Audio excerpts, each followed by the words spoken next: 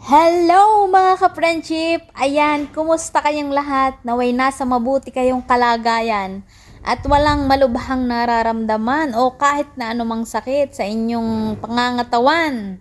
So ayan mga ka-friendship, naisipan kong dito mag-vlog sa labas kasi tingnan nyo yung panahon.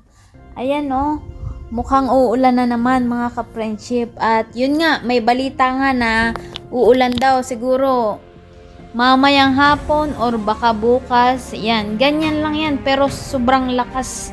Sobrang lakas mga ka-friendship kapag umulan dito. So, ayan.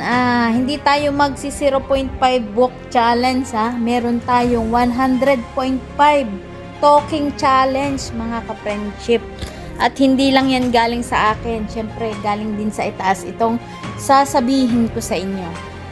Ayan, siguro naman ay nakita nyo sa ating caption na kung kayo ay binabayo ng mga pagsubok or kahit na anong pang mga problema yung dinadala nyo ngayon at kinakaharap nyo ngayon. So ayan, tulad nga ng ulan or bagyo na sinasabi. 'Di ba pag bumubuhos yan, sobrang lakas mga ka-friendship na parang inaakala natin na madadala yung ating mga tahanan, yung ating mga pananim, yung ating mga ari-arian, 'di ba? Minsan natatakot tayo. Pero alam niyo ba mga ka-friendship, tulad ng bagyo, ay ang ating mga pagsubok na yan ay binibigay or nangyayari sa buhay natin dahil nga ang mga pagsubok ay kaakibat na ng ating buhay. Hindi nawawala. Pwedeng ngayon wala kang problema pero bukas I'm sure meron yan darating na problema. So, hindi lang ikaw, hindi lang siya, hindi lang ako, tayong lahat nagkakaroon ng problema. At kung ikaw, binabayo ka ng problema ngayon, or kahit ano pa mang tawag dyan, mga trials, pagsubok, o kahit ano pa mang tawag dyan sa mga problemang iyan na dinadala mo ngayon, alam mo, magtiwala ka lang sa Panginoon at wag kang susuko. Dahil kapag sumuko ka, hindi mo makukuha ang solusyon, hindi mo makakamit ang solusyon kung susuko ka na lang basta-basta. Hindi tulad ng iba na kapag maraming problema, tumatakas at nagtatago or minsan nga tinatapos na lang yung kanilang buhay.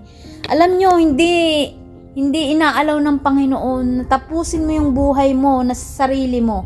Ang Panginoon lamang ang may karapatan na tumapos ng buhay natin dahil ang buhay natin ay hiram laang natin sa Kanya.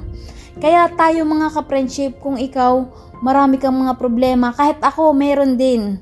Kung nakikita nyo ngayon, ako nandito sa inyong harapan nagsasalita, marami din po akong pinagdaanan at hanggang ngayon mga ka-friendship, marami pa rin akong pinagdadaanan pero alam nyo na nagiging positibo ako. At hanggang ngayon, tingnan nyo, nandito ako nagsasalita sa inyong harapan.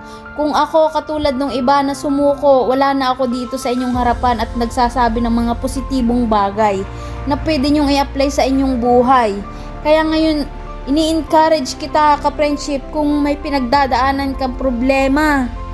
Andyan lang ang Panginoon, tumawag ka sa Kanya. Meron siyang number. Ayan, tumawag ka lang sa Kanya.